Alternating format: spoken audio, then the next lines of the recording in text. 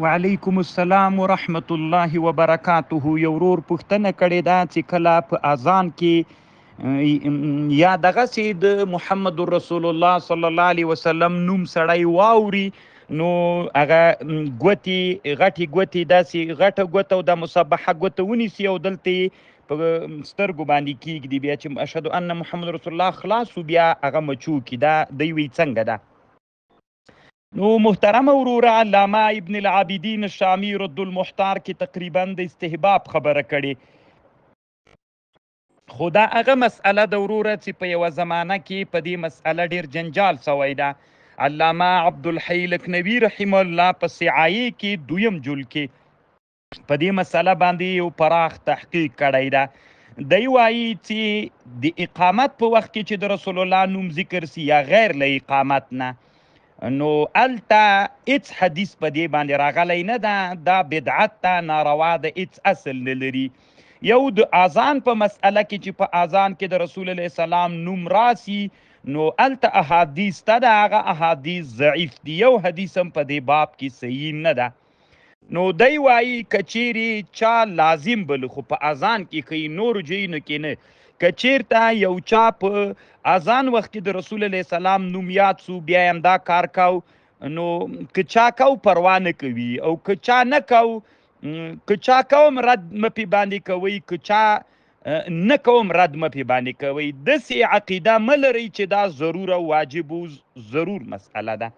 دغه مسئله علامه عبدالحی لکنوي رحمه الله دلته ذکر کړې ده. احادیث پکې ثبوت نه لري محترمه، باید ضرور ونه بلل سي. که چا کول کوي دی او که چا نه کول نو په هغه باندې باید ټاپهونه لګول سي. اگر چې احمد رضا خان بریلوي په دې یو کتاب هم جوړ کړی منیر العین، نو هغه خو بیخي بیا پکې متشدد تللی د هغه تقریبا مستحب الضرور بلی. الله پاک دې روغ جوړ لره وروره. وعلیکم السلام ورحمت الله وبرکاته. یو ورور د غزنی ولایت نه ابو رضوان په نامه پوښتنه کړې. د ورور پوښتنه داسې ده که د چا په مخ باندې یا د چا په بدن باندې د الله نوم یا کلمه ولیکل سي، دا د نیکبختي علامه ده که نه؟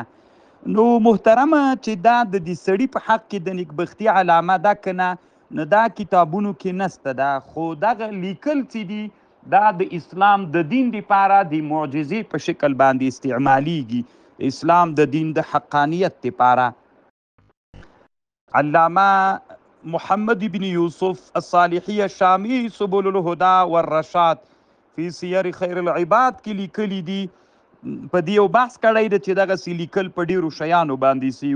بیا دی وی نقل القاضي عن السمطاوي رحمه الله انه شاهد في بعض بلاد خراسان مولودا، دس یو مولود ولد على احد جنبيه، یو طرف باندې لیکل سی ولا اله الا الله وعلى الاخر محمد رسول الله.